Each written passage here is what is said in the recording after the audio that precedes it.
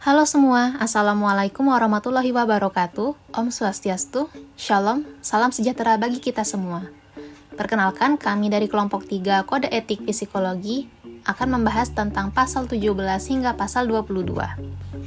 Dalam kelompok kami sendiri terdiri dari atas nama Mega Gusnaedi dengan NIM 1808148, Firdausia Pagala dengan NIM 1808185, dan Sapahana Kusuma dengan NIM 2008100017.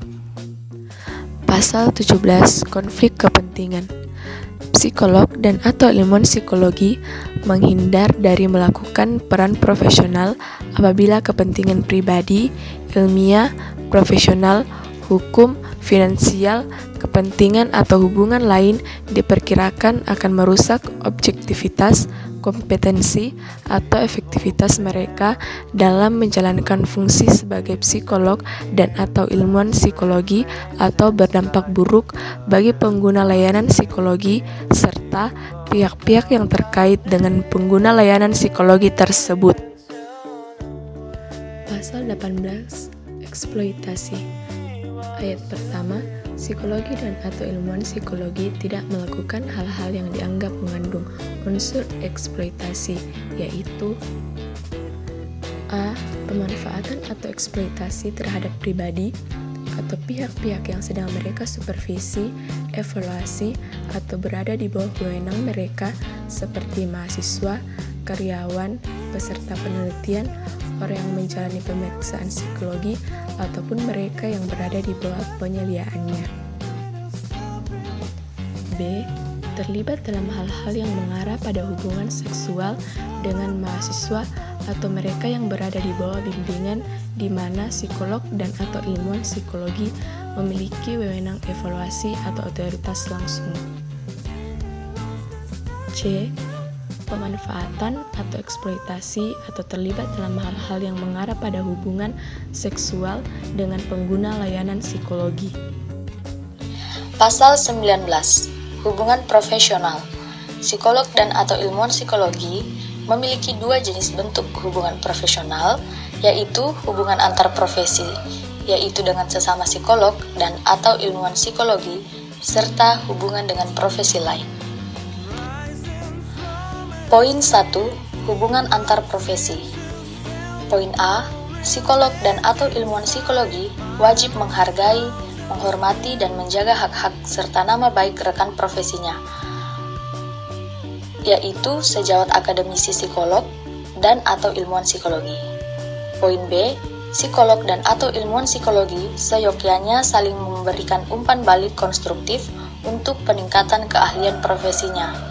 Poin C. Psikolog dan atau ilmuwan psikologi wajib mengingatkan rekan profesinya dalam rangka mencegah terjadinya pelanggaran kode etik psikologi. Poin D. Apabila terjadi pelanggaran kode etik psikologi yang di luar batas kompetensi dan kewenangan, dan butir poin A, B, dan C di atas tidak berhasil dilakukan, maka wajib melaporkan kepada organisasi profesi. Kedua, hubungan dengan profesi lain. Psikolog dan atau ilmuwan psikologi wajib menghargai, menghormati kompetensi dan kewenangan rekan dari profesi lain.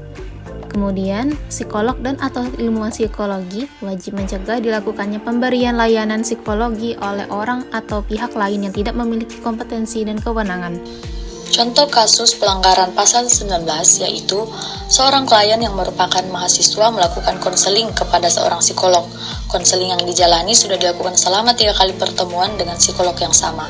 Namun, pada konseling selanjutnya, psikolog tersebut tiba-tiba membatalkan jadwal pertemuan dan tidak bisa mengikuti konseling dikarenakan ada kerabatnya yang meninggal, sehingga ia harus pulang kampung dan tidak bisa melayani klien tersebut.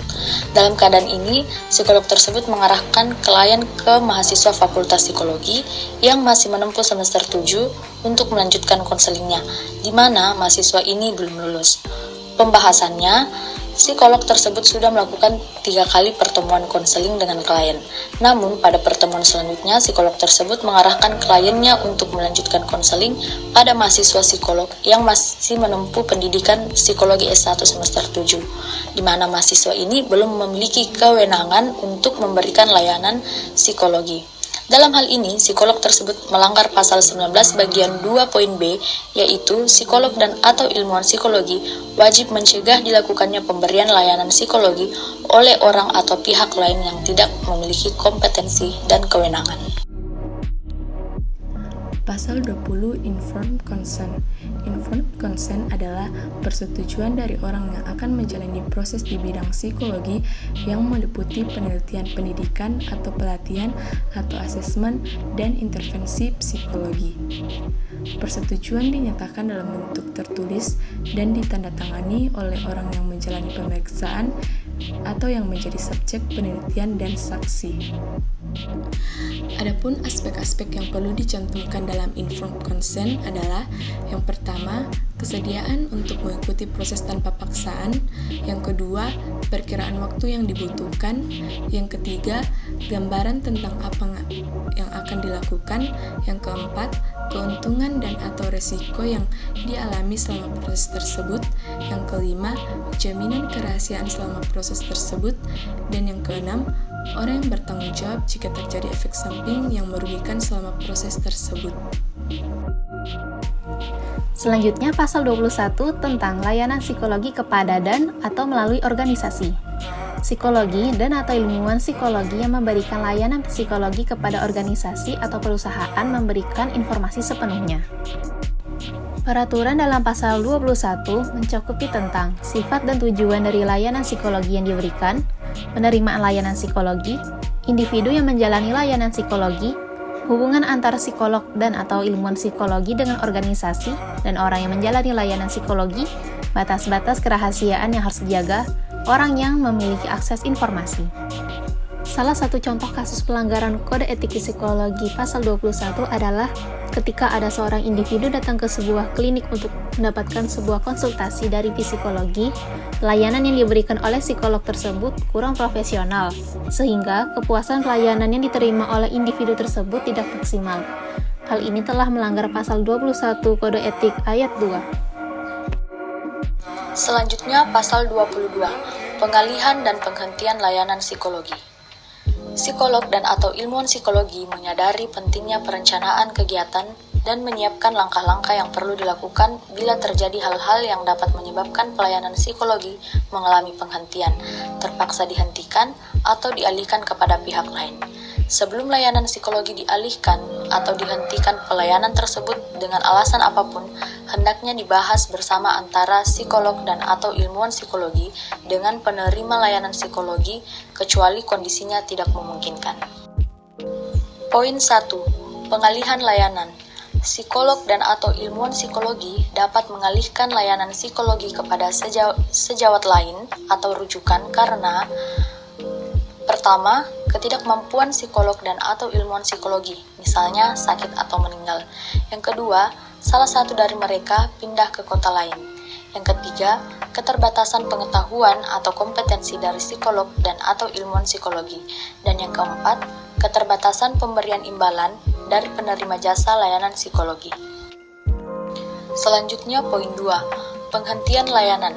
Psikolog dan atau ilmuwan psikologi harus menghentikan layanan psikologi apabila yang pertama, pengguna layanan psikologi sudah tidak memerlukan jasa layanan psikologi yang telah dilakukan. Yang kedua, ketergantungan dari pengguna layanan psikologi maupun orang yang menjalani pemeriksaan terhadap psikolog dan atau ilmuwan psikologi yang bersangkutan sehingga timbul perasaan tak nyaman atau tidak sehat pada salah satu atau kedua belah pihak. Baik, sekian dari presentasi video tentang penjelasan kode etik psikologi pasal 17 hingga pasal 22 yang telah kita jabarkan dan jelaskan tadi. Mohon maaf bila selama penayangan dan penjelasan ada kekurangan. Sekian dari kami, terima kasih banyak.